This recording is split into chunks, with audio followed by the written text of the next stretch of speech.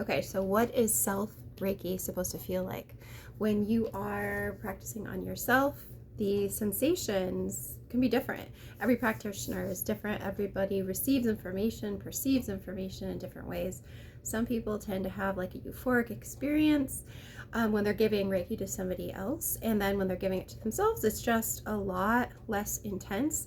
And maybe they would never even use the word like euphoria. They are feeling more connected, focused, able to drop into meditation a lot quicker. So we're going to cover that in this video.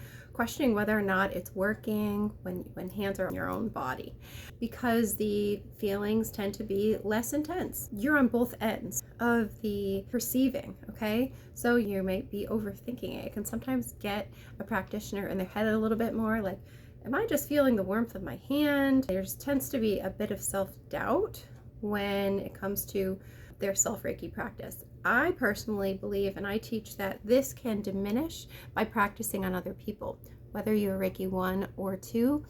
If you have loved ones and friends in your lives that you want to practice with, just say, come on over. As we're talking, can I place hands on? You will have an accumulation of experiences that really can better inform your self-Reiki practice, okay? Because every time you practice, you start to get more and more confident, because confidence comes through action, not through thinking, questioning. It's part of the process, but it's really the hands-on approach, the actions that help us to get more confident moving forward. So I would say bulk up on your sessions with other people. Questions about meditation. Is it supposed to be meditative when I'm practicing hands-on myself? And that is important. Not every self-Reiki session is going to be like that. Many practitioners will tell you that they have longer, more ritualized self-Reiki sessions, usually in the morning or going to bed. Throughout the day, though, when you're in a business meeting, a networking event, if you're in a difficult conversation with somebody, you can have one hand on and it's very kind of inconspicuous. That, of course, is not going to be meditative necessarily. It might slow you down a bit and help you to be more mindful and stay present in what the exchange you're having. Okay, so for the longer meditative sessions, it will help you with repetitions. It will help you to drop into meditation. Now, what are you meditating for? You have to kind of answer this question. Some people do it to increase focus. Some people do this to kind of give us space, a healthy space between stimulus and their response to how life is happening, to reset the nervous system, to gain more clarity. You might want to contemplate what your goals are for meditation. We start at the heart center. And the reason we do this is because we're coming in contact with, we're using our being, our body as a conduit, as a bridge between heaven and earth, to channel, to welcome in the frequency of unconditional love. So in that context, as a Reiki practitioner, it's so that you can come into remembering, reconnect to the unconditional love that is free of attachment, free of judgment, okay? It's a state of being that can offer lots of benefits, from stress reduction, pain reduction, to also feelings of more connection. It's really important during your Reiki session to remember that we're learning a new way of being. So when we come into our practice, I'm setting the intention to not look at this as something else I just check off. Not doing it because somebody else says it's good for me. I'm doing it with intention. I'm not striving for anything. I always tell my students, because I've had teachers tell me this and it's very profound, nothing has to happen. When I let myself off the hook for nothing having to happen, I can drop into a space free from striving. I can look at this practice as entering a spiral, hanging out in the center of the spiral, center being my heart, or the core of my being.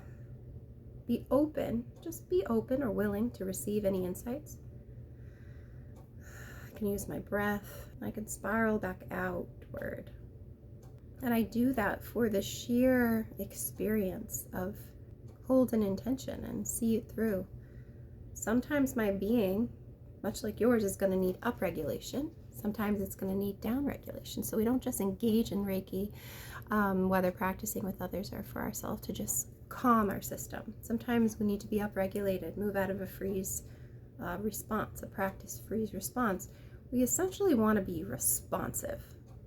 not teaching in a way or practicing in a way to where I want to override my system to just make it default setting of calm. I want to be alive. I want to be awake. I want to trust that I don't have to always be looking over my shoulder. So maybe my self-practice today is to lower urgency and hypervigilance.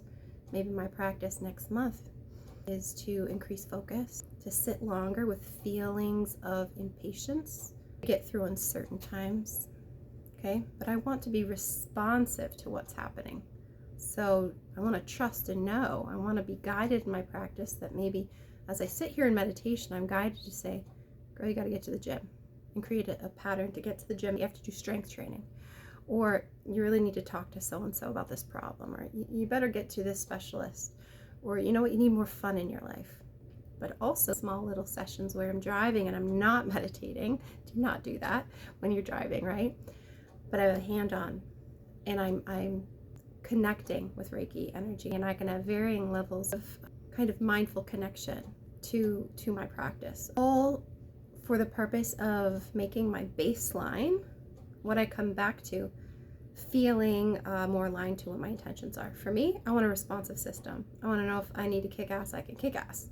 I want to know that if I need to speak up, I can speak up, and I want to know when I need to bite my tongue, right? I am human, I'm flawed. So when I sit in my practice and I combine my connection to my intention, like the ones I just shared, I'm able to get these downloads. I'm able to practice the frequency of radical acceptance, of being open and willing enough to allow helpful insights to come in. And I really believe that this can happen with one meditative session a day that's at least 10 minutes. Let me know if there are any other questions that you have that I didn't address. I hope this helps.